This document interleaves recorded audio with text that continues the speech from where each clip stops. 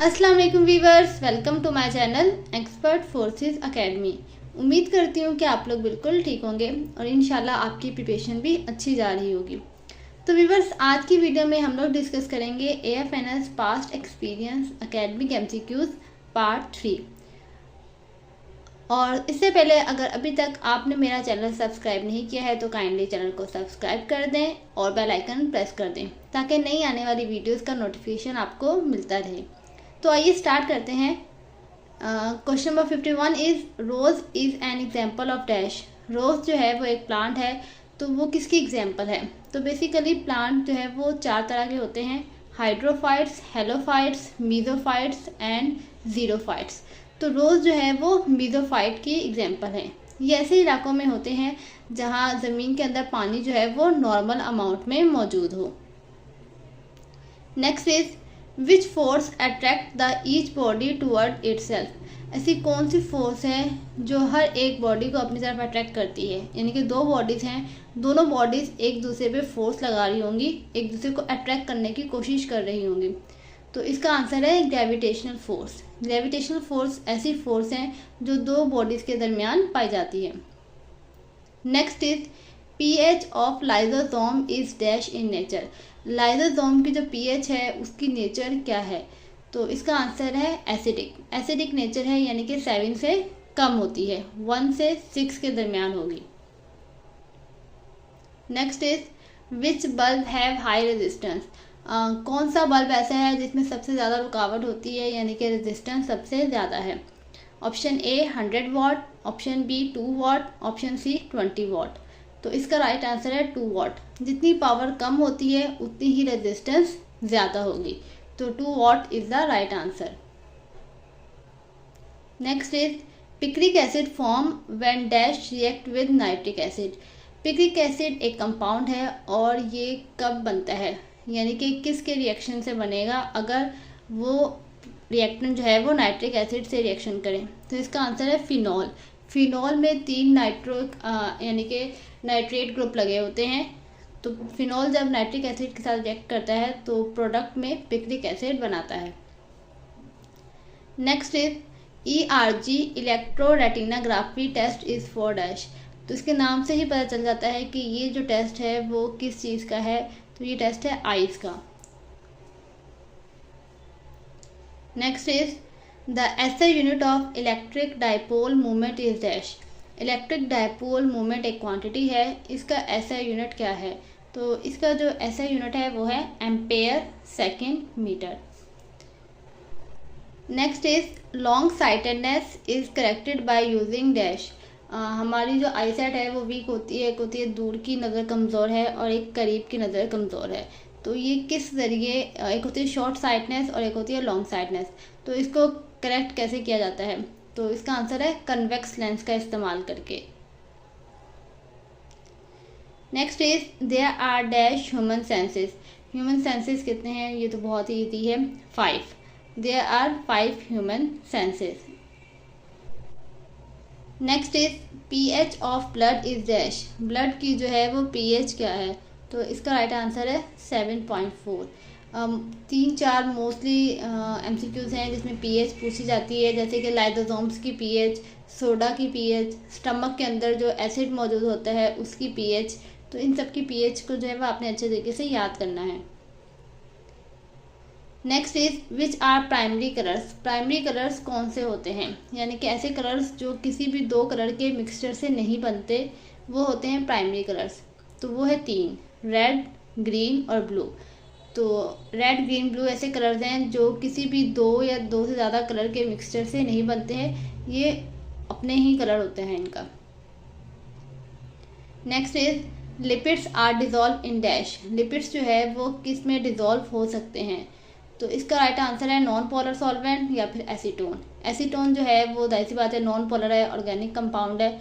तो लिपिड्स जो हैं वो एसीटोन में भी डिज़ोल्व होते हैं और उसके अलावा अगर कोई और नॉन पोलर सॉल्वेंट है तो उसमें भी डिज़ोल्व हो जाते हैं। Next is cytosol is present in dash cell. Cytosol एक ऑर्गेनेल है, ये कौन से सेल में पाया जाता है? तो ये पाया जाता है यूकैरियोटिक सेल। 2 तरह के सेल होते हैं, प्रोकैरियोट्स और यूकैरियोट्स। तो साइटोसोल जो है वो यूकैरियोटिक सेल में पाया जाता है। Next is the deficiency of potassium in plant causes dash.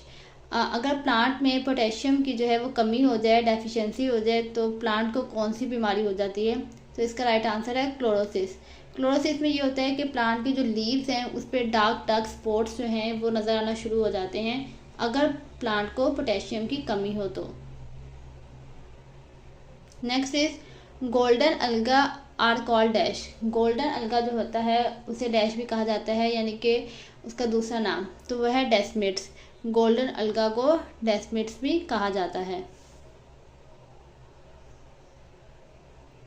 Question number 66 is which is the most abundant hydrocarbon. सबसे ज़्यादा पाया जाने वाला हाइड्रोकार्बन कौन सा है? तो इसका राइट आंसर है सेल्यूलोस। सेल्यूलोस सबसे ज़्यादा पाया जाने वाला हाइड्रोकार्बन है। तो मोस्टली बच्चे जो हैं वो सेल्यूलोस नहीं लिखते हैं, कोई और ऑप्शन क्रैक कर देते हैं जिसमें कार्बोहाइड्रेट या ग्लूकोज, लेकिन सेल्यूलोस जो है वो सबसे ज़्यादा पाया जाने वाला हाइड्रोकार्बन है। Next is the structure of ribosome is made up of dash. Ribosomes का जो स्ट्रक्चर है वो किन से मिलकर बनता है? तो इसका आंसर है आरएनए एंड प्रोटीन। आरएनए और प्रोटीन मिलकर राइबोसोम्स को बनाते हैं, यानी कि राइबोसोम का स्ट्रक्चर फॉर्म करते हैं। Next is the SI unit of current is dash. Current का एसआई यूनिट क्या है?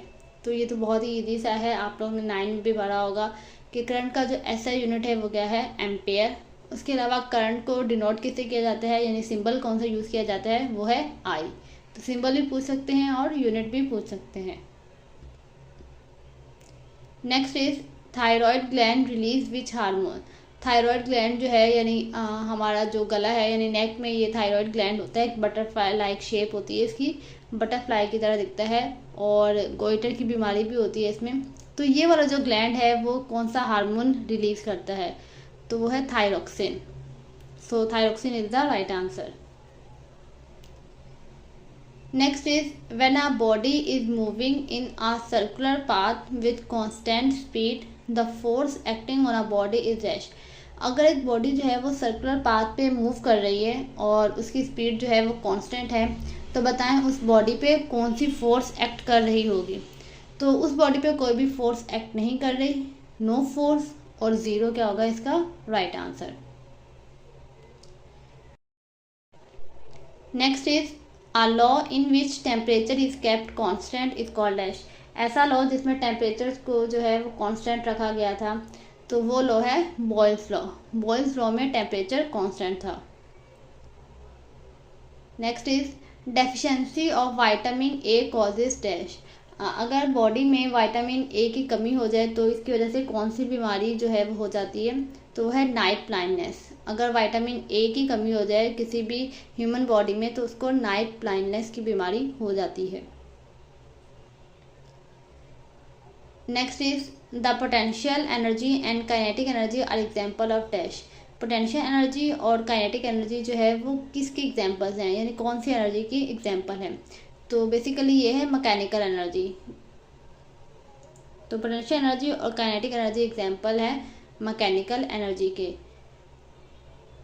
Next is water is sparingly soluble in dash. Water जो है वो किसके अंदर सोलुबल हो सकता है? कंप्लीटली सोलुबल नहीं कहा, स्पेरिंगली सोलुबल कहा है, यानी कि थोड़ा बहुत 20 to 50% तक सोलुबल हो सकता है। तो वो है इथेन। इथेन क्या है? एक ऑर्गेनिक कंपाउंड है। तो इथेन के अंदर वाटर जो है वो स्पेरिंगली सोलुबल हो जाता है। Next is the SI unit of heat is dash. Heat का जो एसआई यूनिट है वो क्या है? तो वो है जूल। लेकिन मोस्टली हमने अपनी बुक्स में देखा होगा कि किलो जूल में ज़्यादातर हम हीट का इस्तेमाल करते हैं। अगर आप न्यूमेरिकल में देख लें तब भी किलो जूल में ज़्यादा वैल्यू दी जाती है, लेकिन इसका जो एसआई यूनिट है वो जूल है और किलो जूल में भी हम हीट को मेजर करते हैं। तो व्यूअर्स ये थे कुछ एकेडमिक एमसीक्यूज़ जो कि AFNS के पास्ट टेस्ट में आ चुके हैं। तो आपने इन एमसीक्यूज़ को अच्छे तरीके से गो थ्रू करना है और अच्छे तरीके से याद करना है।